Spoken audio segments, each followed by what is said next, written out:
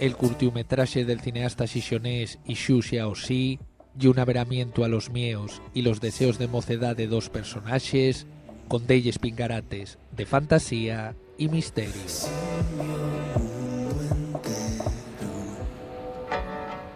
Atardecer en París es el último cortometraje que hemos presentado y que he codirigido, como siempre, con todos mis trabajos, con Xu Xiaoxi.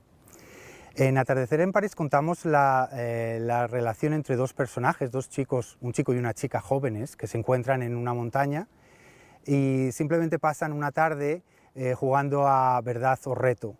Y a través de un juego inocente empiezan a hacerse preguntas y empiezan a descubrir cosas que quizás no sabían sobre el otro y a descubrir cosas sobre ellos mismos, que les llevan a ver la vida quizá de otra forma y a relacionarse entre ellos de otra forma.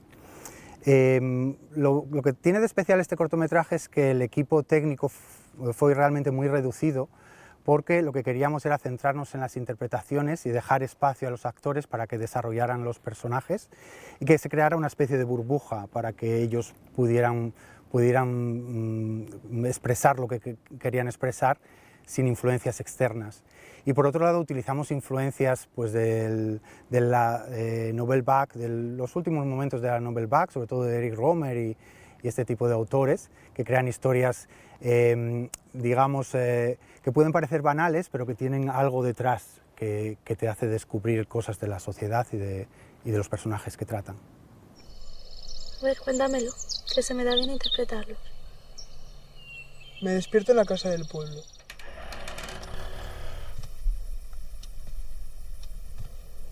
Me levanto de la cama como sonámbulo y voy hacia el ático. Aunque sabes que me da miedo. Y es como si estuviese buscando algo.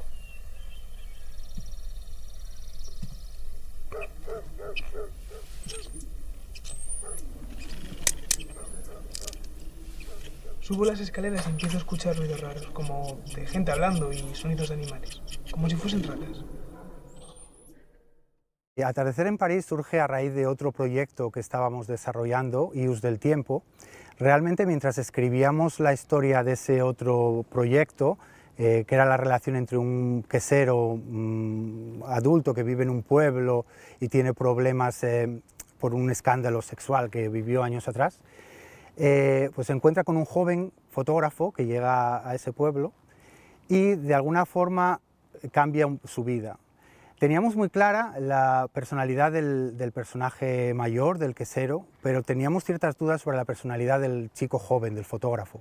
De ahí que decidiéramos escribir una serie de escenas y de situaciones para descubrir un poco la personalidad de Luca, que es el nombre del personaje, y de alguna forma decidimos rodar con el actor que iba a interpretar ese personaje para juntos descubrir la personalidad de Luca, y de ahí surgió Atardecer en París y otro proyecto, Blowdown Colapso, que fueron los dos proyectos que rodamos justo antes de Ius del Tiempo.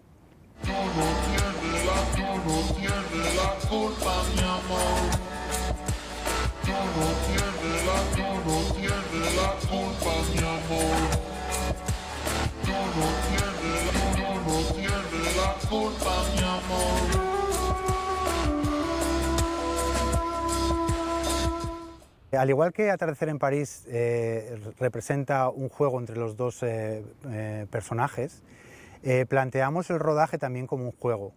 Inicialmente escribimos una historia y unos diálogos sin profundizar demasiado, y 2 días antes del rodaje se lo presentamos a Pelayo Carrizo y a Paula Las Heras, que son los dos actor y actriz protagonista, y les dijimos que desarrollaran ellos los personajes, los diálogos, y que incluso improvisaran en el momento de rodaje para descubrir cosas sobre ellos, sobre los personajes y sobre el otro. De esa forma se creó el doble juego, el juego dentro de la narración y el juego desde fuera, desde los creadores y desde el punto de vista de la filmación y del descubrir los personajes.